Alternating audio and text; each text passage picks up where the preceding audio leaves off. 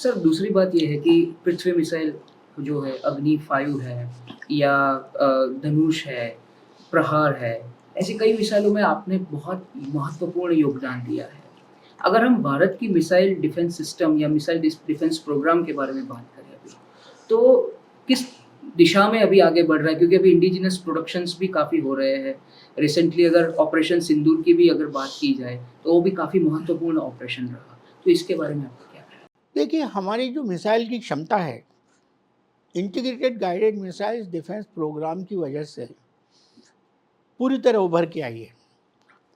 5 missile बने, पृथ्वी, अग्नि, अग्नि 1, अग्नि 2, अग्नि 3, अग्नि 4, अग्नि 5, आकाश मिसाइल बना और नाग मिसाइल बना। खाली एक मिसाइल था त्रिशूल, जो कि बना, सक्सेसफुल भी हुआ, पर शायद यूज़र को उसकी रिक्वायरमेंट नहीं थी, इसलिए उसको बंद कर दिया गया। तो मतलब देखिए, 5 में से 4 मिसाइल प्रोडक्शन में पहुंच गए। पृथ्वी मिसाइल का हमने प्रोडक्शन किया, उसका इंडक्शन किया आर्म फोर्सेस में, आर्म फोर्सेस को ट्रेन किया, उसका प्रोडक्शन फैसिलिटी बीडीएल में, ऑर्डिनेंस फैक्ट्रीज में और भारत अर्थ मूवर्स में कम से कम नहीं तो 15 पब्लिक सेक्टर अंडरटेकिंग्स और 35 और 36 प्राइवेट अंडरटेकिंग्स में उनका प्रोडक्शन स्थापित किया और उसको रेगुलराइज करके प्रोडक्शन करके नंबर्स बना के दिए। इसी तरह आकाश का भी हुआ, आकाश का भी प्रोडक्शन बना, भारत इलेक्ट्रॉनिक्स में हुआ, बीडीएल में हुआ, आकाश प्रोडक्शन बन गया, आज आकाश नंबर्स में बन रहा है। अग्नि भी इसी तरह बन गए। तो हमारे पास इस समय मिसाइल के क्षेत्र में पूरी आत्मनिर्भरता है। सरफेस टू सरफेस मिसाइल हुए, सरफेस टू एयर मिसाइल हुए। इसके साथ साथ जो है, जब आईजीएमडीपी चल रहा था तो पैरेलल में और प्रोग्राम शुरू हो गए। एक प्रोग्राम शुरू हुआ कि हम लोग जो है सबमरीन से मिसाइल को लॉन्च करेंगे। तो उस समय बोलते थे K-15 प्रोग्राम। तो सबमरीन से मिसाइल, तो एक K-15 का भी डेवलपमेंट हो गया, जिसका की प्रोडक्शन हुआ। और आपने शायद सुना होगा कि भारत के पास सबमरीन से मिसाइल लॉन्च करने की क्षमता है। हमारी न्यूक्लियर सबमरीन से हम मिसाइल लॉन्च कर सकते हैं। K-15 का विकास हो गया, प्रोडक्शन हो गया। उसके बाद हमारे पास क्रूज मिसाइल की कुछ कमी थी। उस समय हमने क्रूज मिसाइल का कोई प्रोग्राम नहीं रखा था। तो डॉक्टर कलाम ने कहा कि हम क्रूज मिसाइल का प्रोग्राम जो है रशियंस के साथ मिलकर करेंगे। तो रशियंस के साथ एक प्रोग्राम साइन हुआ, उसका नाम पड़ा ब्रह्मोस। और ब्रह्मोस मिसाइल का जॉइंट डेवलपमेंट शुरू हुआ। डॉक्टर कलाम के टाइम से शुरू हो गया था और डॉक्टर पिल्ले उसके प्रोजेक्ट डायरेक्टर बनाए गए थे। वो प्रोग्राम जो है आज सक्सेसफुल रहा है, जिसकी वजह से ऑपरेशन सिंदूर में आपने कितने ब्रह्मोस की परफॉर्मेंस देखी है। हमने 9-10 एयरफील्ड्स को बिल्कुल तहस नहस कर दिया। तो ब्रह्मोस का प्रोडक्शन हो गया, आज उसकी 3 प्रोडक्शन फैसिलिटीज़ देश में हैं। तो इन सबको एक चीज़ देखने काबिल है कि हमारा जो आत्मनिर्भरता है वो बहुत हाई है मिसाइल के क्षेत्र में। ठीक है, अभी भी हम करीब 15-20% इम्पोर्ट करते हैं उसमें, क्योंकि कुछ चीज़ें हैं जो हम नहीं बनाते हैं, जैसे हमारे इलेक्ट्रॉनिक्स चिप्स हैं, अभी नहीं बनते हैं, अब बनने लगेंगे। अभी देख रहे हैं आपके गुजरात में ही उसकी फैक्ट्री आ रही है। तो उस ज़माने में नहीं बनते थे, तो हम अभी भी इम्पोर्ट करते हैं। उसके अलावा हम सब चीज़ें अपने आप बना रहे हैं, तो आत्मनिर्भरता हो गई। हमें यहाँ चुप नहीं बैठना है। उसके साथ साथ हमने ये भी डिसाइड किया कि देखिए, मिसाइल तो हम फेंक रहे हैं, हम अटैक करेंगे, पर जो मिसाइल हमारे तरफ आएंगे उनका क्या करेंगे। उस समय विदेशों में और पूरे संसार में डिफेंस टेक्नोलॉजी का विकास हो रहा था। अमेरिका कर रहा था, फ्रांस कर रहा था। तो डॉक्टर कलाम ने कहा कि हम लोग भी इसके ऊपर काम करेंगे, और हमें इसमें कोई सहायता नहीं मिल रही थी, क्योंकि ये सब लोग सब चीज़ कंट्रोल रिजिम में आती। तो जब हम बीएमडी की बात कर रहे थे, उस समय तो कोई कोलैबोरेशन की मेरे को उस समय डॉक्टर कलाम ने बीएमडी का प्रोग्राम डायरेक्टर बनाया। तो मैंने बैलिस्टिक मिसाइल डिफेंस प्रोग्राम के लिए मैंने कहा कोलैबोरेशन की ज़रूरत है, क्योंकि कई टेक्नोलॉजीज ऐसी थी जो हमारे पास नहीं थी। जैसे हमारे पास लॉन्ग रेंज रडार्स जो मल्टीपल टारगेट्स को ट्रैक कर सके, इसकी टेक्नोलॉजी नहीं थी। हमारे को जो सबसे इम्पॉर्टेंट चीज़ चाहिए बीएमडी में, वो है कि जब मिसाइल्स आपकी तरफ आ रहा है तो उसको जितनी जल्दी हो सके उतनी जल्दी डिटेक्ट कर लीजिए। कि ये मिसाइल आपकी तरफ आ रहा है, जी, और फिर उसकी ट्रेजेक्टरी मैप कर लीजिए कि कहाँ गिरेगा आके वो, बिल्कुल। ये मालूम होना चाहिए। हमारे पास ये क्षमता नहीं थी। तो मैं रशिया गया। रशिया हमारा फ्रेंडली कंट्री है क्योंकि हमारी ट्रीटीज़ हैं उनके साथ। तो मैं रशिया से जब बात की तो उन्होंने हमें पुराने कुछ रडार्स दिखाए। तो मुझे लगा कि ये तो बहुत पुरानी टेक्नोलॉजी है, अगर हम इसको 1995 में इसको अगर हम ले यूज़ करेंगे तो इससे तो बहुत पुरानी हो जाएगी जब तक बनेगा। फिर हमने देखा कि इज़राइल में इसका विकास हो रहा है। वो अमेरिका के साथ मिलकर काम कर रहे थे। अमेरिकन ने तो हमें मना कर दिया, पर इज़राइल के पास जब हम गए तो उन्होंने कहा कि हम ओपनली आपको नहीं दे सकते, पर हम कोशिश करेंगे कि आपको आपके प्रोग्राम में हेल्प करें। तो हमने लॉन्ग रेंज ट्रैकिंग रडार की टेक्नोलॉजी उनके साथ डेवलप की, हमने उनके साथ मिलकर डेवलप की। और आज ये हालत है आपके देश में कि लॉन्ग रेंज ट्रैकिंग रडार्स हमारे देश में बन रहे हैं। हमारी प्राइवेट कंपनीज वो रडार बना रही हैं। और इस वाले जो आपने देखा, ये जो ऑपरेशन सिंदूर हुआ, उसमें रडार्स जितने थे, जो शिप्स पर रडार लगे हैं, जो हमें ये लॉन्ग रेंज ट्रैकिंग रडार, सब इंडिया में बने हुए हैं। S400 सिस्टम जो कि रशिया से आया है, बाकी सब रडार वगैरह हमारे हैं। LRSAM है, MRSAM है, आकाश है, इस सब में रडार है। हमारे शिप्स के ऊपर रडार है। आज का LRSAM रडार शिप के ऊपर लगा हुआ है। तो ये सब जो है फेज अरे रडार अब हमारे देश में बन रहे हैं। उसके साथ ही जब मेरे को प्रोग्राम डायरेक्टर बनाया गया तो हमने 2 इंटरसेप्टर्स का विकास किया। उसको बोलते हैं PDV और AAD। एक इंटरसेप्टर जो है एक्सो एटमॉस्फेयर, मतलब हवा से बाहर जाके 70 kilometre altitude, 18 kilometre, 100 kilometre altitude पे आने वाले मिसाइल को इंटरसेप्ट कर सकता है। एक होता है जो 15, 20, 30 किलोमीटर, दोनों बना लिए हमने कमांड कंट्रोल कम्युनिकेशन सिस्टम बना दिया। आज हमारे पास BMD की पूरी क्षमता है, हमारे देश के पास है, और हम स्लोली उसको भी डिप्लॉय करेंगे। तो इन सब को देखते हुए मैं एक गर्व के साथ कह सकता हूँ कि भारत देश में मिसाइल डिफेंस में आत्मनिर्भरता पूरी तरह से हासिल हो चुकी है। चाहे वो सरफेस टू सरफेस मिसाइल हो, चाहे वो स्ट्रेटेजिक मिसाइल्स हो, चाहे वो सरफेस टू एयर मिसाइल हो। अब तो हमारे पास क्रूज मिसाइल्स भी हैं। नॉट ओनली ब्रह्मोस, हमारे पास एक सबसोनिक क्रूज मिसाइल है निर्भय, वो भी है हमारे पास, जो भी इसका भी विकास हम लोगों ने किया है। बाद में IGMT के बाद हुआ ये सब। तो डेवलपमेंट हमारे पास मिसाइल के क्षेत्र में बहुत हुए हैं। और अब तो और नई प्रोजेक्ट्स चल रही हैं। आज समय प्रलय मिसाइल का विकास हो रहा है, शोल्डर फायर्ड मिसाइल का विकास हो रहा है। हेलिना मिसाइल जो कि हेलीकॉप्टर से लैंड चुके, वो भी अभी इंट्रोड्यूस हो गया है। अस्त्रा मिसाइल जो कि एयर टू एयर मिसाइल है, जिसको कि हमने सुखोई के ऊपर इंटीग्रेट किया है, वो भी हमारे पास है। तो इस तरह के मिसाइल सब DRDO में डेवलप हुए और हमारी production agencies Bharat dynamics limited, Bharat electronics, HAL, ordnance factory, सब ने मिलकर उनका प्रोडक्शन किया। गुड मॉर्निंग गुजरात में तमारू हार्दिक स्वागत है।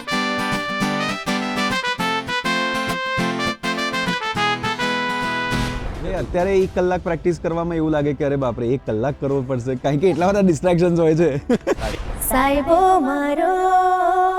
સાહેબો મારો રતુંબડો ગુલાલ રે, જૂનાગઢ શહેરની બજારમાં. કે ટીચર જેનું બી નામ બોલે ને એને ઊભા થઈ જવાનું. अच्छा, તોફાન હું કરું, અંગૂઠા એ પકડે. मैं शायर तो नहीं, मैं शायर तो नहीं, मगर है हंसी जब से देखा मैंने तुझको. તો મારું મ્યુઝિક પતી ગયું, એને ઉપડવાની જગ્યાએ આખું ઓડિયન્સ ગાવા માંડ્યું. મારી પાપણના પલકાર રાખું તને, મારા હૈયાના ધબકાર માપું તને, મારા ચહેરામાં ચહેરો દેખાય છે, તને જોઈને શું મન થાય છે. એ મગજમાં રાખીને મેં એવું નથી કર્યું કે હું રાઇમ્સ નહીં ગાઉં કે ભજન નહીં ગાઉં. મને બધું જ ગાવું ગમે. तुझको ओ मेरे यारों संभलना मुश्किल हो गया. મોર્નિંગ ગુજરાત સોમવારથી શુક્રવાર સવારે 7 કલાકે માત્ર ડીડી ગિરનાર અને DD news Gujarati YouTube channel પર.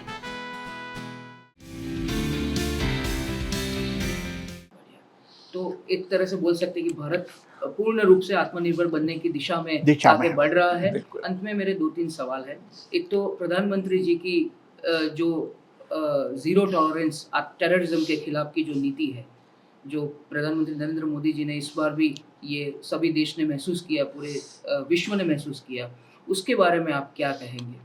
प्रधानमंत्री जी ने जो हमें आह्वान दिया है कि टेररिज्म इज इनटॉलरेबल, हम लोग टेररिज्म को टॉलरेट नहीं करेंगे. और उन्होंने साफ कहा है अगर टेररिज्म है तो कोई वार्तालाप नहीं होगी, आप पहले टेररिज्म बंद कीजिए. इस समय उन्होंने टेररिज्म का दिखाया था जो 22 अप्रैल में हुआ, वो तो एक लिमिट है टेररिज्म की. और हमारे देश पर टेररिज्म का अटैक कितनी बार हो चुका है. हम लोगों ने अपनी सहनशीलता दिखाते हुए कई बार रिस्पॉन्स किया, पर पिछले 10 साल में हमने एक डिसीजन लिया कि नहीं, अब नहीं. और इसी वजह से आप देख रहे हैं हमने कितने अटेम्प्ट किए, हमने सब ऑपरेशंस करके दिखा दिए, ओडी दिखा दिया, ये कर दिया, बालाकोट दिखा दिया, सब हो गया. तो हम इस समय तैयार हैं कि हम टेररिज्म को बिल्कुल बर्दाश्त नहीं करेंगे. और उसके लिए हमें स्पेशल टेक्नोलॉजीज की ज़रूरत होती है. एक तो होता है सर्विलेंस. हमें आप देखा होगा आपने ऑपरेशन सिंदूर में, हमें टेररिस्ट के कहाँ कहाँ ठिकाने थे पाकिस्तान में, उसकी पूरी जानकारी थी. इसीलिए हमारे बॉम्ब्स, हमारे रॉकेट वहाँ जाके गिरे.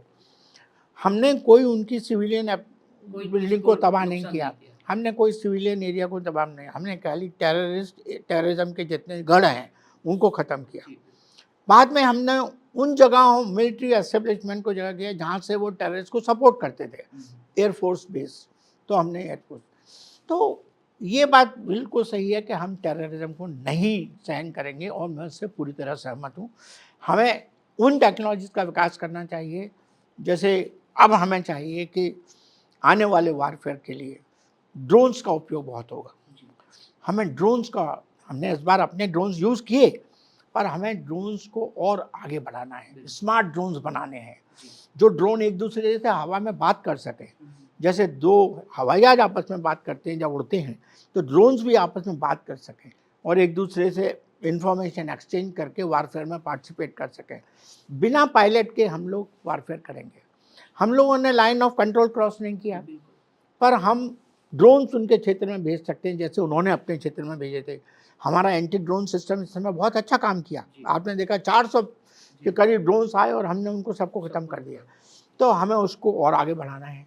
हमें अपने ड्रोन्स बनाने हैं. तरह तरह के ड्रोन्स आजकल आ गए हैं और उनका विकास करना है. तो ये एक नया एरिया है. तो बहुत ज़्यादा काम करना है क्योंकि टेक्नोलॉजी बढ़ रही है. आप जान रहे हैं कि नई टेक्नोलॉजीज आ रही हैं. स्मार्टनेस के लिए artificial intelligence, internet of things, robotics, ये सब चीज़ें आ रही हैं. तो अब जो है सोल्जर नहीं जाएगा लड़ने के लिए, रोबोट्स जाएंगे लड़ने के लिए, ड्रोन्स जाएंगे लड़ने के लिए, पर वो एक सोल्जर, इंटेलिजेंट सोल्जर की तरह बिहेव करेंगे. ये एक पद्धति जो रणनीति अब आने वाली है उसकी तरफ हमें आगे बढ़ना है. और आने वाले साइंटिस्ट से मैं यही कहना चाहूँगा कि जो नई टेक्नोलॉजीज आ रही हैं उनके ऊपर अपनी महारत हासिल करें, उनका उपयोग करें.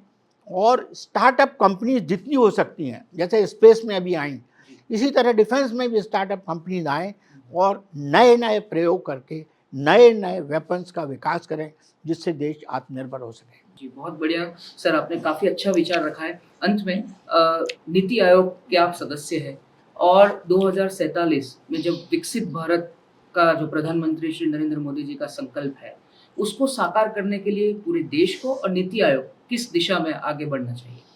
हमारे ऑनरेबल प्राइम मिनिस्टर का जो संकल्प है वो है विकसित भारत एट 2047, यानी आने वाले 22 साल में हमें एक विकसित भारत के रूप में उभर के आना है. अब विकसित भारत के क्या मापदंड हैं, ये बहुत सोचने की बात है. एक मापदंड तो ये है कि हमारी जीडीपी जो है $30 ट्रिलियन हो जाए उस समय, मतलब हम एक सशक्त देश बने जहां हमारी इकोनॉमी अच्छी है. हमारी पर कैपिटा इनकम जो इस समय लो है वो बढ़ जाए। हमारे जो स्टेट्स हैं, कुछ स्टेट्स हैं जो काफ़ी डेवलप हो चुके हैं, कुछ स्टेट्स इतने डेवलप नहीं हुए हैं, तो ये जो डिस्पैरिटी है ये ख़त्म हो जाए और हर क्षेत्र में हम विकास कर सकें। और सबसे बड़ी बात है हम आत्मनिर्भर हो जाए। आत्मनिर्भरता हमारी होनी चाहिए और सस्टेनेबिलिटी होनी चाहिए, क्योंकि जो भी टेक्नोलॉजीज बनाएंगे हम आने वाले देशों में, उसका क्लाइमेट के ऊपर क्या असर होगा, उसका सोसाइटी के ऊपर क्या असर होगा, ये हमें बहुत ध्यान में रखना है। क्योंकि आप जानते हैं ऑलरेडी अभी कहा है कि 2032 तक we are crossing 1.5 degree Celsius और हमने लिमिट रखी है 2 डिग्री से ज़्यादा नहीं जाना चाहिए, नहीं तो विनाश हो जाएगा। तो अगर हम आने वाली टेक्नोलॉजी जो भी बनाएंगे विकसित भारत के लिए, उसमें सस्टेनेबिलिटी का ध्यान नहीं रखेंगे तो डिज़ास्टर होगा। तो ये एक बात है। मोदी जी ने एक और बात कही है कि देखिए, अगर स्टेट्स स्ट्रांग होंगी तो भारत देश स्ट्रांग होगा, तो हमें हर स्टेट को स्ट्रांग बनाना है। तो नीति आयोग का एक काम है कोऑपरेटिव फेडरलिज्म, मतलब स्टेट्स के साथ मिलके उनकी उन्नति में उनको सहायक करना। तो हम स्टेट सपोर्ट मिशन बनाते हैं, वहाँ में कोई चीज़ की ज़रूरत होती है तो उसको मुहैया करते हैं। उनके लिए जो स्टेट इंस्टीट्यूशन फॉर ट्रांसफॉर्मेशन उनको एस्टेब्लिश करते हैं, जिससे उनका जो विज़न 2047 है, जैसे गुजरात गवर्नमेंट का विज़न हम लोगों ने नीति आयोग के साथ मिलकर विज़न 2047 गुजरात गवर्नमेंट का बनाया, इसी तरह आंध्र प्रदेश का बन रहा है, इसी तरह और स्टेट्स का बन रहा है। तो ये सब प्रक्रिया इस दिशा में है कि स्टेट्स स्ट्रांग बने तो भारत देश स्ट्रांग बनेगा। हर क्षेत्र में, चाहे वो एजुकेशन हो, चाहे हेल्थ हो, चाहे एग्रीकल्चर हो या न्यूट्रिशन हो, जो भी हो, स्वस्थ भारत होना चाहिए, स्वच्छ भारत होना चाहिए, स्ट्रांग भारत होना चाहिए, बढ़िया टेक्नोलॉजी होनी चाहिए और इकोनॉमिकली स्ट्रांग होना चाहिए। हम विश्व बंधु के रूप में बाहर आए। क्यों उसका विश्व बंधु? इसलिए हमारे पास डेमोग्राफिक डिविडेंड है, हमारे पास इस समय यंग जनरेशन है, आप जैसे लोग इस समय हैं जो हमारे देश को आगे ले जा रहे हैं। अगर हम अपनी इस यंग जनरेशन को स्किल दे सकें, अगर हम जो लेटेस्ट टेक्नोलॉजीज़ हैं, लेटेस्ट टेक्नोलॉजीज के साथ उनकी स्किल्स बढ़ा सकें और वो नए नए एंटरप्रेन्योर्स बन के बाहर निकलें, ना कि जॉब सीकर, तो हमारे देश की इकोनॉमी जो है बहुत आगे बढ़ेगी, एम्प्लॉयमेंट बढ़ जाएगा, क्योंकि वो जॉब गिवर होंगे, जॉब सीकर नहीं होंगे। तो ये सब स्टेप्स हैं जो विकसित भारत 2047 के लिए हमारे ऑनरेबल प्राइम मिनिस्टर ने हमारे सामने रखी हैं और नीति आयोग उनको आगे बढ़ा रहा है अपने कोऑर्डिनेशन के द्वारा, स्टेट्स के साथ मिलके, विभिन्न मिनिस्ट्रीज़ के साथ मिलके, और इसी दिशा में हमारा पूरा प्रयास है। तो हम आशा रखते हैं सर, जो प्रधानमंत्री जी ने 2047 का जो विजन रखा है विकसित भारत का, उस दिशा में ही हम लोग आगे बढ़े और विकसित भारत का जो संकल्प है उसके साकार करें। तो सर, दूरदर्शन से बात करने के लिए आपका बहुत बहुत शुक्रिया। तो दर्शकों, जैसे कि आपने सुना कि डॉक्टर विजय कुमार सारस्वत जी distinguished scientist, Padmashri, Padma Bhushan award से सम्मानित और डिफेंस रिसर्च डेवलपमेंट ऑर्गेनाइजेशन के पूर्व सचिव, जिन्होंने कई पहलुओं पे बात की। उन्होंने अपनी सफलताओं के बारे में बात की, उनकी विफलताओं के बारे में बात की, भारत किस दिशा में डिफेंस के सेक्टर में आगे बढ़ रहा है उसके बारे में बात की, और 2047 तक अगर हमें विकसित भारत का जो संकल्प साकार करना है तो कौन कौन से पहलुओं को ध्यान में रखना चाहिए उसके बारे में भी अपना मार्गदर्शन दिया।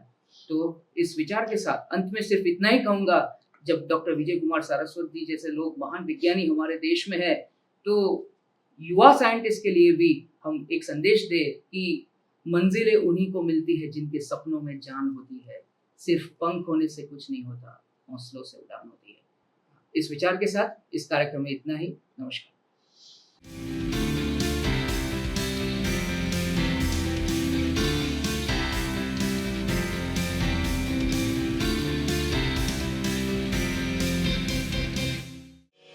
આરોગ્યની સંભાળ, કારકિર્દીનો વિચાર,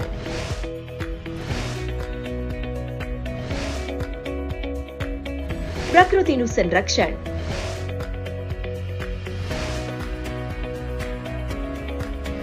સ્વાસ્થ્યનું રક્ષણ,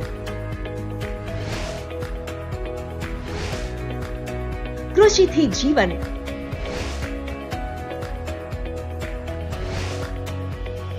સંસ્કૃતિનું સંવર્ધન.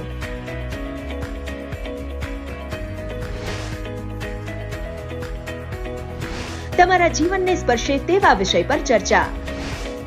જુઓ જિંદગી કેફેમાં દર સોમવારથી શુક્રવાર બપોરે 3:30 કલાકે માત્ર ડીડી ગિરનાર અને અમારી YouTube channel DD news Gujarati પર.